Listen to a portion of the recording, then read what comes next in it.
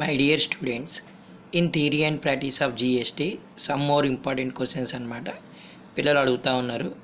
వేరే కాలేజీలో లెక్చరర్స్ని వాళ్ళని వీళ్ళని కన్సల్ట్ చేసి కొన్ని ఇవ్వండి సార్ అంటే మళ్ళీ కూడా కొన్ని తీసుకొచ్చి ఇవ్వడం అనేది జరుగుతుందన్నమాట. అవసరం లేదంతా, కానీ ఏదో అడుగుతున్నారు, ఇంకా మరి అంతకుమించి నేనేం చేయలేకపోతున్నాను.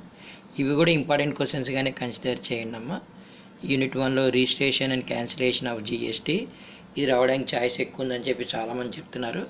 అలాగే ఇంకా debit note and credit note ఒకటి వచ్చాయంటమ్మా, ఇవి కూడా నేర్చుకోండి మంచిగా. అలాగే ఎగ్జామ్టెడ్ గూడ్స్ అనేది ఒకటి, అలాగే e way bill, reverse charge mechanism, input tax credit, అలాగే జిఎస్టీ రిటర్న్స్ మీద మాత్రం కంపల్సరీ క్వశ్చన్ వస్తుందమ్మా, మీరు గుర్తుపెట్టుకోండి. అలాగే imports and exports, mixed supply, composition supply, నేను చెప్పే వర్డ్స్ చూడండి మీరు, ఇవన్నీ కూడా ఇంపార్టెంట్ అమ్మా. Other than this B2B, B2C అని చెప్పి యూనిట్ నెంబర్ 5లో ఉంటుందమ్మా, అది చూసుకోండి. యూనిట్ నెంబర్ 5లో పెద్ద వర్రీ అయ్యాల్సిన అవసరం అనేది లేదు. సప్లై ఆఫ్ మల్టిపుల్ సర్వీస్ అని చెప్పి ఒకటి ఉందమ్మా, అదొకటి చూడండి. తర్వాత పార్షియల్ పేమెంట్స్, తర్వాత అడ్వాన్స్ ఎంట్రీస్ ఇన్ జిఎస్టీ అని చెప్పి ఉంటుంది అనమాట. ఓకేనా? ఆల్ ద బెస్ట్ అమ్మ, మంచిగా రాయండి, టూ మచ్ వరీ అనేది కావద్దు. మన ప్రీవియస్ వీడియోస్ అన్నీ చూస్తుండండి, మీ దగ్గర మెటీరియల్ ఉంది, మీ లెక్చరర్ గారు మీకు ఇచ్చిన క్వశ్చన్స్ ఉన్నాయి అన్నీ కూడా. Once again wishing you all the best నాన్న. God bless you.